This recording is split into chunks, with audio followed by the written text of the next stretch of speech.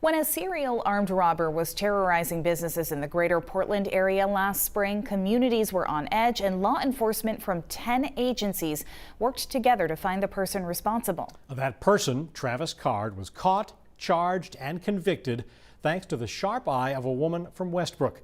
News Center Maine's Shannon Moss joins us now to tell us more about how this case was cracked. Well, Pat and Amanda, Travis Card admitted that he robbed or tried to rob 11 businesses between March and April of 2018. At the time, police departments in Cumberland County increased patrols because business owners were concerned. FBI was also part of the investigation that was asking the public for help. That help came from a Westbrook woman who really knows her footwear. It was the kind of news that topped newscasts for weeks. With a greater Portland serial armed robber still at large. The owner told us that the suspect came in, showed a handgun. Westbrook and Portland police were called to the Gulf Mart on Route 302 in Westbrook tonight.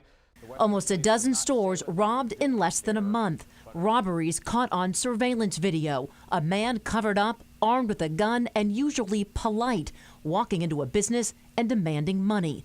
Communities were frightened. Police and the FBI investigating, releasing that surveillance video, hoping the public could help. Because my dad is a local business owner, I took notice, watched it several times. I could see it was black and white, and I could tell it was Under Armour.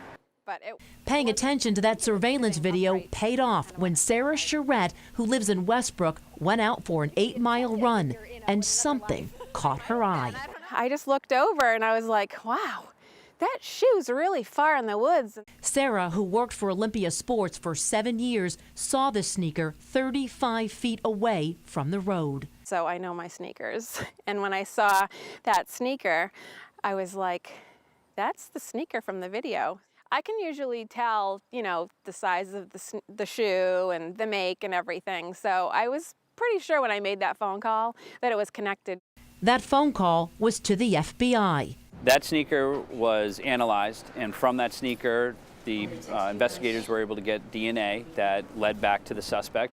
Cumberland County District Attorney Jonathan Sauerbeck says it was that tip, this sneaker, that cracked the case wide open. It was just one of these things that all came together, but it had one starting point, which was Sarah finding that sneaker. Last week, Sarah was recognized by the FBI. She says she's honored and happy she could help.